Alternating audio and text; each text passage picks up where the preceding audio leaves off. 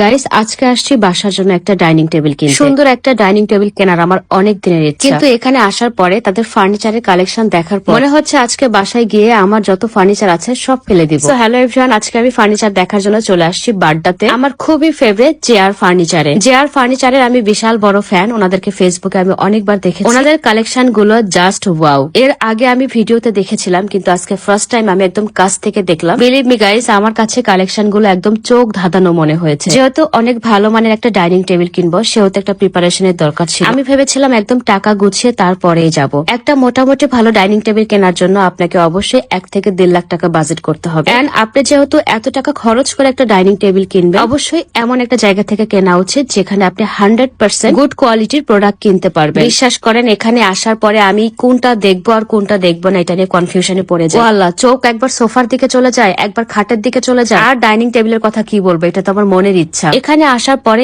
এই আলমিরাটা আমার অনেক বেশি পছন্দ হয়। জেআর ফার্নিচারের প্রত্যেকটা ফার্নিচারের কাজের ফিনিশিং এত সুন্দর, এটা আপনারা কাছে থেকে না দেখলে বুঝতে পারবেন না। সত্যি ফার্নিচারেরও ব্র্যান্ড হয়, এটা আমি এখানে আসার পরে বুঝলাম গাইস। আর আমরা সবাই জানি লোকাল এবং ব্র্যান্ডের মধ্যে সবসময় একটা পার্থক্য থাকে। যদিও আমরা যারা মিডিল ক্লাস আছি তারা চাইলেও ব্র্যান্ডের ফার্নিচার গুলো ক্যারি করতে পারি না। আমি যখন নিজেকে মিডিল ক্লাস বলি তখন অনেক আপু এবং ভাইয়া মাইন্ড করে। এখানে আসার পরে এই ফার্নিচার গুলো দেখার পরে আপনাদের নিজেকে কি মনে হচ্ছে আমি জানি না, কিন্তু সত্যি গাইস আমাকে মিডিল ক্লাস মনে হচ্ছিল। যেটাই দেখছিলাম হাজবেন্ডের কাছে বারবার বায়না ধরছিলাম, আমি এটা কিনতে চাই, আমি এটা কিনবো। আর আমার হাজবেন্ড অ্যাজ ইউজুয়াল যে অ্যান্সার দিয়ে আমাকে সান্ত্বনা দেয়, ইনশাআল্লাহ তুমি অবশ্যই কিনবে, ধৈর্য ধরো। এখানে আমি কিছু ড্রেসিং টেবিলের কালেকশন দেখেছিলাম যেগুলো একদমই ইউনিক এন্ড সিম্পলি খুবই স্মার্ট লাগছিল। এখানকার ম্যাক্সিমাম ফার্নিচার গুলোই কিন্তু ইম্পোর্টেড, আপনারা এটা বুঝতে পেরেছেন কিনা জানি না। আবারও একটা কথা বলি, প্রোডাক্ট কোয়ালিটি খুবই হাই, কালার গুলো খুবই মার্জিত। সোফার উপরে যে কটন গুলো দেওয়া আছে, ভেলভেট, লেদার যেটাই হোক না কেন সেগুলো খুবই সফট, মানে এক কথায় 100% কমফোর্টেবল। এই খাটটা আমার খুবই ভালো লেগেছিল। এই খাটের বেডসাইড টেবিলের সাথে লাইট অ্যাডজাস্ট করা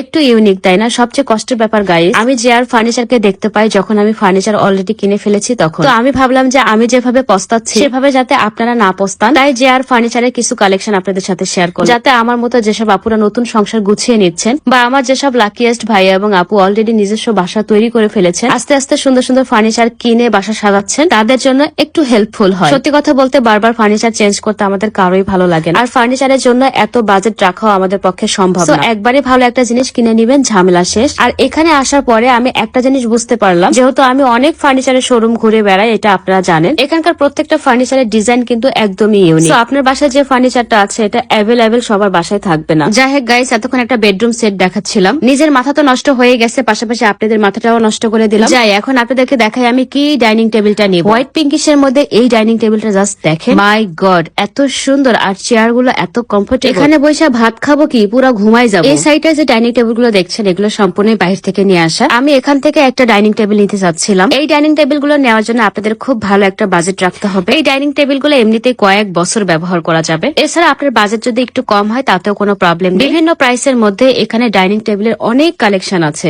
আপনারা যারা বাসার জন্য সুন্দর সুন্দর ইউনিক ডিজাইন ফার্নিচার খুঁজে বেড়াচ্ছেন তারা মাস্ট বি ভিজিট করবেন জেআর ফার্নিচার। তাদের অ্যাড্রেস হচ্ছে উত্তর বাড্ডা, নূর হাকিম টাওয়ার, CHA 104/1। এটা হচ্ছে ওনাদের শোরুম নাম্বার, প্রগতি সরণি, ঢাকা। এছাড়াও আমার কমেন্ট বক্সে তাদের অ্যাড্রেস এবং কন্ট্যাক্ট নাম্বার দিয়ে রাখবো, আপনারা সেখানে কথা বলে দেখতে পারেন বা তাদের শোরুমে ভিজিট করতে পারেন। প্রোডাক্ট দেখার পরে আমি ওনাদের অফিস রুমে গিয়ে কথা বলি, প্রোডাক্ট কিভাবে বাসায় নিয়ে যাবো বা এগুলোর ওয়ারেন্টি গ্যারান্টি কি, এভরিথিং। সো গাইস, মাথা নষ্ট করা শেষ, সোনার বাংলাদেশ এখন বাসায় যাচ্ছি। দেখা হবে নেক্সট ভিডিওতে। Tata and take care.